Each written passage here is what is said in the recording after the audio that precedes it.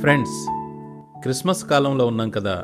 ఈ క్రిస్మస్ సందర్భం దేవుని కోసం మానవుడు చేసే అన్వేషణకు ఒక ముగింపునిచ్చింది అని అంటే మీకేమనిపిస్తుంది? నిజంగానా అనిపిస్తుంది కదూ. అయితే రండి, నేను చెప్పబోయే కొన్ని విషయాల వెలుగులో దీనిని పరిశీలిద్దాం. ఆ విషయాలేంటంటే, దేవుని కోసం మానవుని అన్వేషణ, దేవుణ్ణి తెలుసుకోవడం కోసం మానవుల వ్యూహాలు, మానవుల వ్యూహాలలోని లోపాలు, ఇక దేవుణ్ణి తెలుసుకునే ఏకైక మార్గం. మొదటి విషయమైన దేవుని కోసం మానవుని అన్వేషణ గురించి చూద్దాం. చరిత్రలో గొప్ప రాజైన దావీదు దేవుని కోసం పడిన తపన పవిత్ర బైబిల్ గ్రంథంలో ఇలా వర్ణించబడింది: నీళ్లు లేక ఎండిపోయిన దేశంలో నా ప్రాణం నీ కోసం తృష్ణగొని ఉంది. నీ మీద ఆశచేత నిన్ను చూడాలని నా శరీరం కృషిస్తూ ఉంది.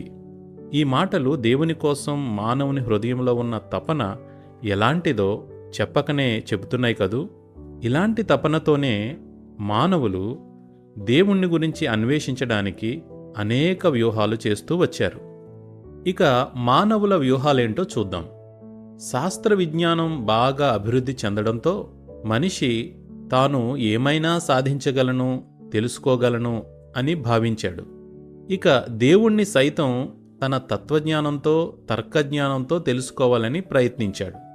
మానవుని ప్రతి ప్రయత్నం దేవుణ్ణి తన పంచేంద్రియాల పరిధిలో, తన తత్వజ్ఞానంతో అర్థం చేసుకోవాలి అనే విధంగా ఉంటూ ఉంది.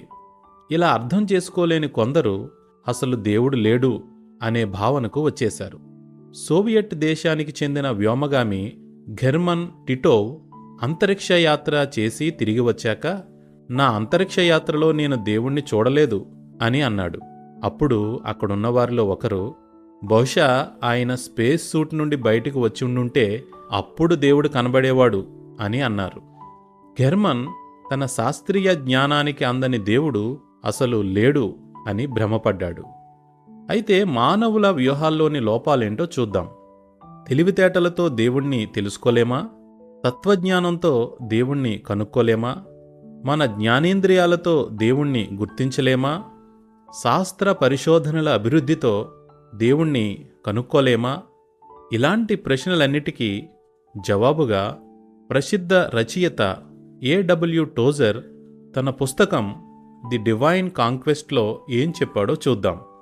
టోజర్ మాటల్లో, దేవుడు తన స్వరూపంలో మానవుణ్ణి చేసి అతనిలో ఒక ఆత్మను ఉంచాడు. ఈ ఆత్మ ద్వారా మనిషి ఆత్మీయ విషయాలు అర్థం చేసుకోగలుగుతాడు.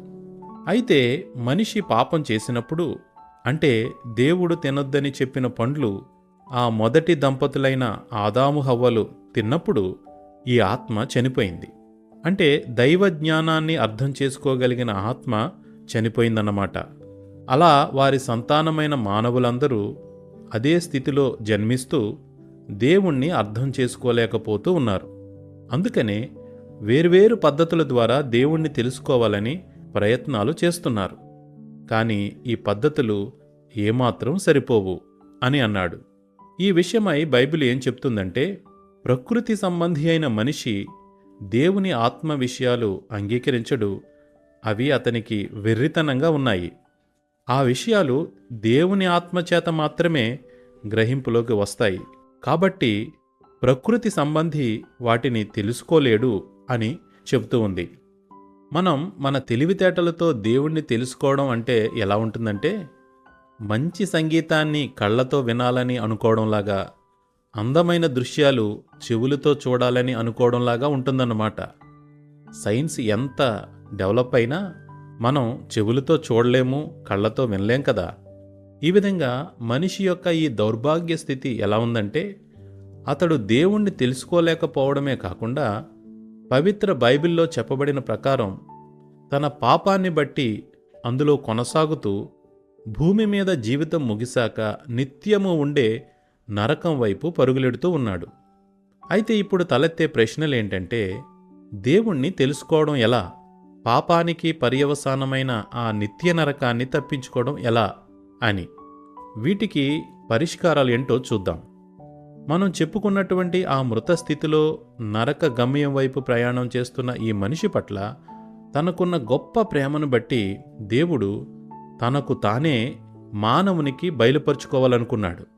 ఆ ప్రత్యక్షత మానవునికి పాప ప్రాయశ్చిత్తం కలిగించడంతో పాటుగా దేవుడు అతనికి పూర్తిగా అర్థం అయ్యేలాంటిదై తప్పనిసరిగా ఉండాలి.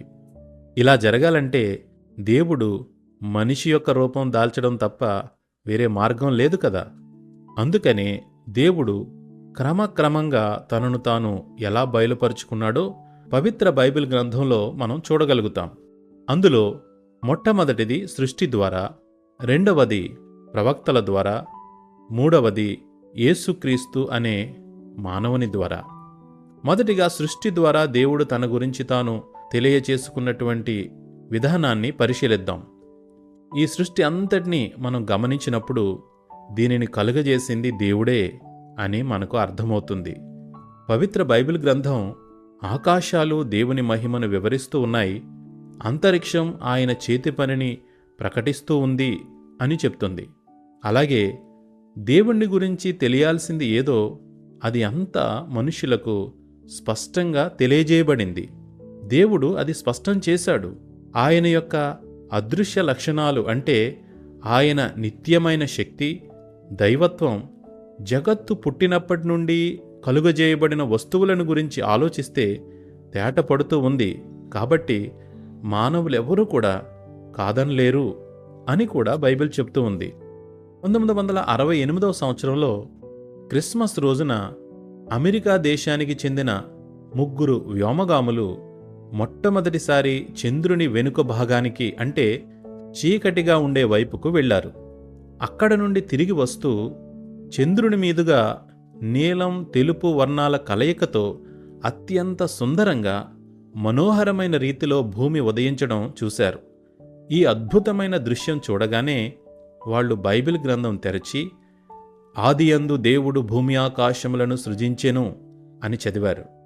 అవును, దేవుడు ఈ సృష్టి ద్వారా తనను తాను బయలుపరుచుకున్నాడు. ఇది దేవుడు ప్రజల కోసం బయలుపరిచినటువంటి ఎవరూ కాదనలేనటువంటి ప్రత్యక్షత. అయితే ఇది ఇంకా స్పష్టంగా ఉండాల్సిన అవసరం ఏర్పడింది. రెండవదిగా, పూర్వకాలమందు నానా సమయములలో నానా విధములుగా ప్రవక్తలతో మాట్లాడిన దేవుడు అని బైబిల్ గ్రంథంలో వ్రాయబడిన ప్రకారం దేవుడు ప్రవక్తల ద్వారా తన్ను తాను బయలుపరుచుకున్నాడు. అయితే ఆ ప్రత్యక్షత కూడా మానవునిలోని తపనను తీర్చడానికి సరిపోనందున ఆయన మానవ రూపం దాల్చి పాప ప్రాయశ్చిత్తం గావించడం అవసరమైంది. తదనుగుణంగా దేవుడు యేసుక్రీస్తు ద్వారా తనను తాను పూర్తిగా ప్రత్యక్షం చేసుకున్నారు. బైబిల్లో ఈ దినముల అంతమందు ఆయన కుమారుని ద్వారా మనతో మాటలాడెను, ఆయన దేవుని మహిమ యొక్క తేజస్సును, ఆయన తత్వము యొక్క మూర్తిమంతమునయుండి అనియు, ఇంకా ఆ పిల్లలు రక్తమాంసములు గలవారైనందున ఆయన కూడా రక్తమాంసములలో పాలివాడయ్యను అని వ్రాయబడి ఉంది. ఈ ప్రకారం మానవునికి దేవునికి మధ్య సంబంధం ఏర్పడాలి అంటే దేవుడు యేసుక్రీస్తు ప్రభునిలో మానవుడిగా అవతరించడం అవసరమైంది.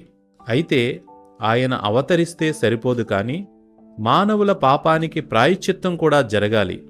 ఎందుకంటే ఆ పాపం వల్లనే కదా మానవులు దేవుణ్ణి తెలుసుకోలేకపోతూ ఉన్నారు.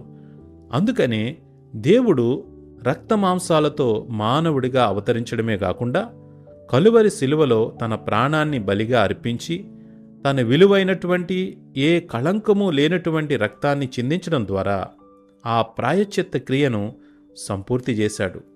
ఆ రక్తమే మన పాపాన్ని కడిగివేసి మన ఆత్మను ఉజ్జీవింపచేసి మనం దేవుణ్ణి తెలుసుకునేలా చేస్తుంది.